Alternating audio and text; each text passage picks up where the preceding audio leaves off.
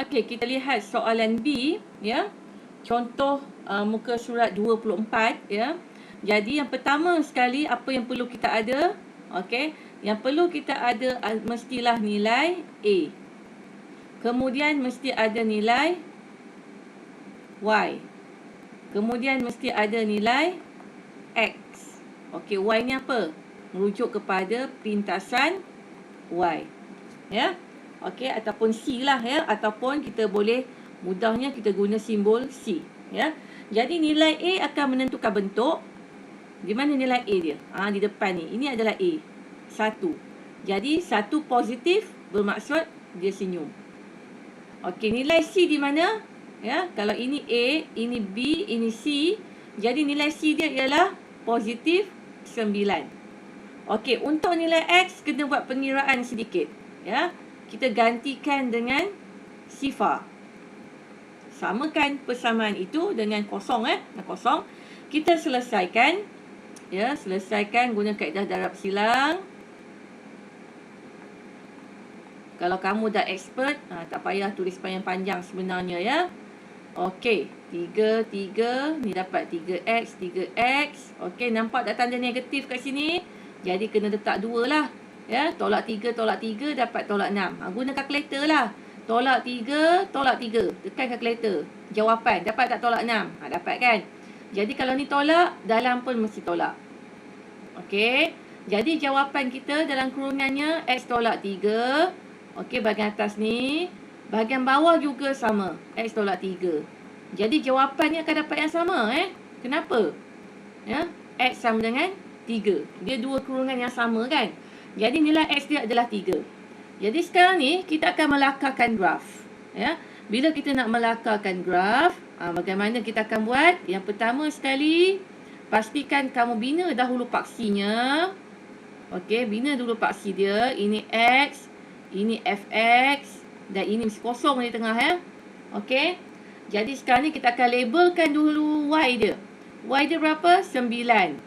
Contoh, ini paksi Y lah ni. 9 kan? Positif 9, ya. Dan paksi X-nya adalah 3. Ni 3. Macam mana kita nak buat bentuknya? Bentuknya senyum ke masam? Senyum. Kenapa? A dia positif. A dia 1. Jadi dia senyum. Macam mana dia senyum? Senyum je lah macam ni. Senyum. Naik ke atas. Okey. Itulah lakaran grafnya. Ya. Okey. Jadi kita pergi pada soalan-soalan yang lain, ya. Soalan D, ya. Kita lihat soalan D. Perbincangan yang berikutnya. Okey, soalan D. Soalan D di mana A-nya ialah negatif. Okey, kita cuba tengok dulu. Okey, soalan D. Dia bagi kita fungsi ini. Okey, simple je kan? Negatif 2x kuasa 2 tambah 18. Okey, jadi sekarang ni kita kena decide dulu. Nilai apa yang dia dah bagi ni? Okey, berbalik kepada bentuk persamaan arm kita. Ini persamaan arm kita. Ya. Jadi kalau A, dia mesti ada kuasa 2. X kuasa 2. Nampak tak X kuasa 2? Jadi ini adalah A. Ya. Kemudian, kalau B, dia ada X. Ini ada B tak? Tak ada. Kenapa? Dia hanya pergi pada 18. 18 tu nombor. Jadi 18 tu ialah C. Jadi ini automatik dia pergi pada C. Ada tak nilai B? Tak ada. Nilai B tiada. Ya, nilai B tiada. Jadi sekarang ni kita dah dapat tahu daripada sini tiada B. Tiada B. Okey? Jadi B tu macam mana kita nak buat nanti?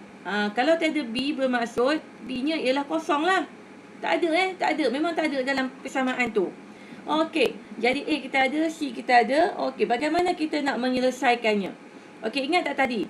Mula-mula kita mesti ada nilai A.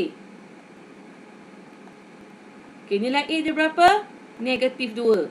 Jadi kalau negatif, dia mesti bentuk sedih. Okey, sebab dia negatif, ya. Kemudian kita mesti ada nilai C. Nilai C berapa? Positif 18. Okey, dah ada, ya. Kemudian kita mesti ada nilai untuk X. Macam mana nak kira nilai untuk X? Ini sahaja kaedahnya. Samakan persamaan itu dengan kosong. Okey. Keluarkan faktor sepunya. Ini berbeza sikit daripada yang tadi tu. Sebab yang tadi tu ada A, B, C. Ini hanya ada A, C. Dia tak ada B kan. Jadi keluarkan faktor sepunya. Okey, sifar 2 ya. Keluarkan tanda negatif lah. Ya. Jadi kita boleh kira X kuasa 2 tolak 9 sama dengan kosong. Kenapa kosong? Negatif 2. Okey, bawakan ke sebelah. Dia akan jadi apa? Kosong bahagi negatif 2. Kosong bahagi negatif 2 akan dapatlah kosong juga. Ya. Jadi X kuasa 2 tolak 9. Okey, yang ini kita akan gunakan hukum special case. Tak tahulah kau masih ingat ataupun tidak. Special case. Ya, form 2 dulu. Ini adalah subjek semasa form 2. Ya. Okey, special case. Apa dia special case dia? Yang pertama, kamu tengok kita ada kuasa 2. Okey, X, X. Dan ini adalah tanda tolak. Dan 9 ialah kuasa 2 sempurna. Jadi 9 dia datang daripada sifar 3 darab 3.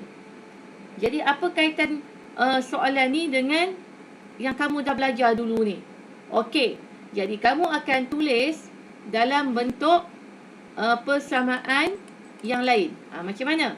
Kamu akan tulis dalam bentuk kurungan ya.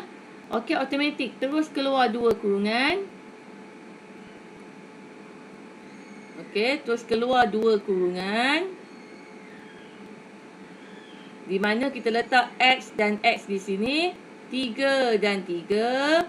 Dalamnya ada tambah dan tolak. Saya rasa mungkin nanti dah ingat kot tambah tolak ni Okey. Jadi apakah nilai untuk X? X tambah 3 sama dengan kosong. Jadi X ialah negatif 3. Atau X tolak 3 sama dengan kosong. X ialah 3. Jadi kamu dah dapat dia punya nilai untuk X. Okey. Bila dah cukup 3 ni, A dah ada, C dah ada, X dah ada, kamu boleh lakarkan. Okey, lakarannya begini. Labelkan paksi Fx. Ini adalah X. Yang tengahnya kosong. Labelkan dulu paksi Y. Iaitu nilai C. Positif 18. Okey. Ini lakaran ya. Positif 18. Kemudian tandakan nilai X. Okey, X negatif 3. Bermaksud dia duduk di sebelah sini lah. Negatif 3. Dan X satu lagi ialah 3. Okey, tolong jaga jarak. Lebih kurang sama lah. Kalau ni negatif 3, letaklah jarak dia sama dengan 3 kat sini. Janganlah dekat sangat macam ni pula. Tak logik lah kan. Okey, kemudian lakarannya macam mana nak buat? Dia bentuk apa? Bentuk sedih. Kenapa sedih?